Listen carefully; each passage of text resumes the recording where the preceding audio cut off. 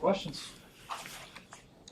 I was replicating last week's week of preparation carried over into this week with the different circumstances just coming off the two games. In terms of like our schedule or intent? Focus, just the way that you guys just kind of attacked the week.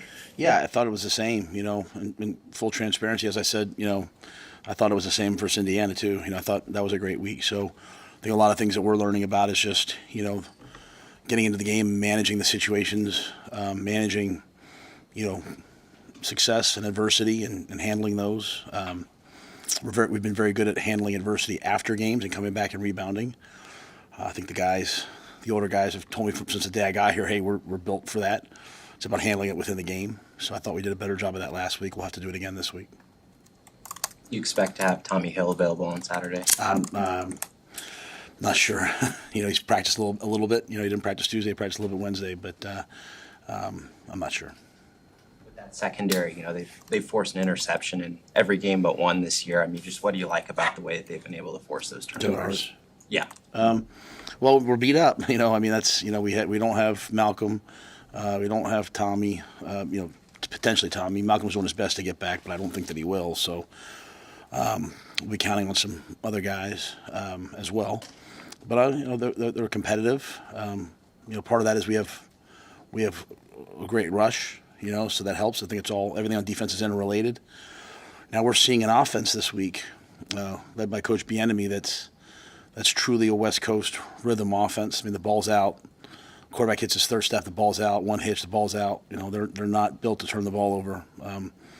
They do an excellent job of getting it out of their hands, but I think our guys are, they're focused. We play a lot of coverages. They study a lot and prepare, and hopefully whoever's out there will play to a good standard.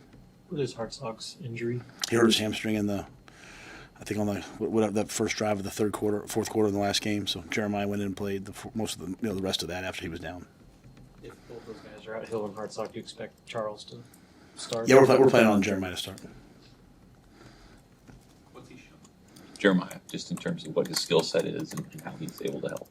Yeah, Jeremiah is a tremendous athlete. He's had to play in some serious situations. He has the benefit of going against two of the best wideouts in the league last week, and so he should be very confident. He goes against those guys and comes out and does a good job. So he's probably not many guys as fast as him.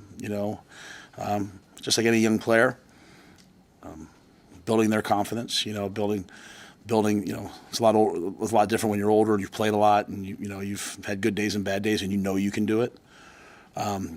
When you have a bad moment, like Ty Robinson has a bad play or Giff has a bad play, they think it's just a bad play. When you're young, if you have a bad play, you think it's condemning of your ability, but it's not. Jeremiah is going to be an excellent player, and this will be quite a challenge. And he's practiced well this week; he'll be ready.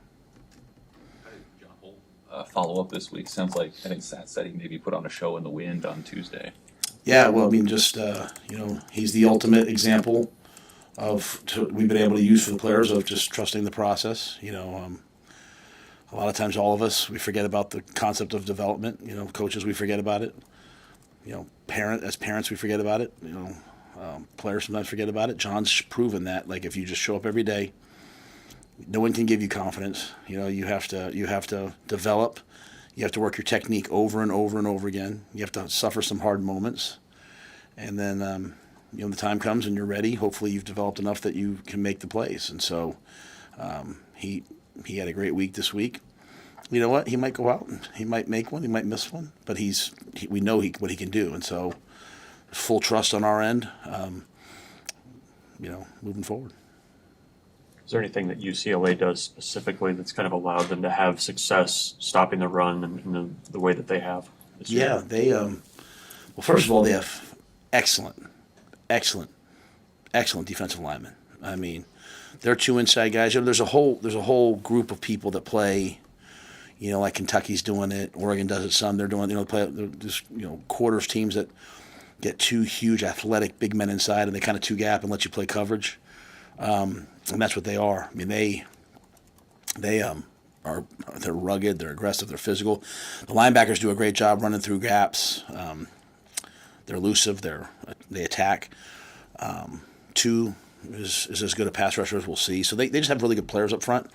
and then they'll play man and bring pressure. So they're able to sit there and play too high and stop the run, and then they'll also, when they need to, they'll bring different pressures. But I just think they have excellent players. Well coached. They have excellent players, and they've the most yards they've given up rushing is 150 some to LSU. I mean, no one's really run the ball on them at a high level. We've given up 200 some to Indiana, but yet they haven't. So. Big 12 was taking back a bunch of the in-helmet communication. Have you had any issues at all from? That's every conference. Yeah. We had to send ours back. Oh, really? We had to have ours upgraded last night. Do you anticipate getting them back, like, before the game? Like, what's that look like? Yeah, I think ours are done. Yeah, we are. Yeah. It's the first I heard of it yesterday. I got a call from a coach saying, "Hey, there's some sort of issue," and I wasn't involved in it. Susan and those guys were involved in Jay getting it upgraded. So hopefully everything's secure. Never had any issues or anything that you noticed from that? Well, I would think if someone was listening to what we were saying, they probably wouldn't tell us. So it's the first I heard of it yesterday. I know teams have known about it. Some teams have known about it. We didn't. So I don't really know much more than that. But hopefully nothing happened.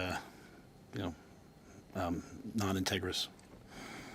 Coach, three true freshman DBs, Caleb Bennett, Traylon Crude, and Donovan Jones. Can you just talk about their development, what you've seen from them lately? Yeah, we took them on the trip. The hope was, I think Donovan played early one game. They've been doing a really good job practicing first on the scout team and then moving over. And we've used some, like, Larry, Tarver, Amari Sanders. They used some of their games early, But I think we have a group of guys over there that will come out of this year with a bonus year, and but can help us down the stretch. So I think I'm not saying you will, but you could see some of those guys play on special teams. I think you probably will see Donovan a little bit this week. It's a long season. We're coming down the stretch here with 4 games left, and we have some guys who can help us with depth and also with special teams. So, but I'm really happy with that group. I think they've worked really hard, practiced really hard. They have a good veteran group ahead of them to learn from. Guys like Mario Buford have been playing all year, but those other guys they'll help us hopefully. Are there still guys that could go either way in terms of their red shirts at this point? No, I wouldn't. Yeah, I wouldn't burn anyone's red shirt at this point. Is a guy like Trevor Corcoran somebody who could potentially red shirt? That's probably a different situation. That's more of a personal decision on his end. If he's not back yet, if he gets back and could play, we'd have him ready to play. And if he wants to redshirt and come back the next year, then we would do that for him. But that's really a personal decision for him, and I wouldn't ask him to even think about that until he's actually healthy. He hasn't taken a rep in a practice yet, so I think he's still still a ways away. And the unique thing now is if you do redshirt, you can play in the postseason. So getting to the postseason is big. I don't think people understand. Well, I shouldn't say people do understand it. I don't think for me, realizing that these guys haven't had that, that's an extra 2 weeks to a month of practice and real practice, right? Preparation. It's like an extra spring ball. And so when you look at the guys on our team who are sophomores, juniors, and seniors, I think that they've never had that time, how much it can develop them. From week 1 till the first bye week, seeing what happened, the development of like Braylon and the guys you just asked me about, and that's across the board. It's across the board. So I think postseason would, again, it's a great rule, but it's one thing like we used to be. We'd get those guys to the bowl game, just practice them. Now we're practicing to try to have them play in the game, and so I think it's a huge opportunity for a lot of guys. So if Turner comes back and he decides to, if depending on the timing, if he does redshirt, still playing the bowl game would be really big for him. Anything else?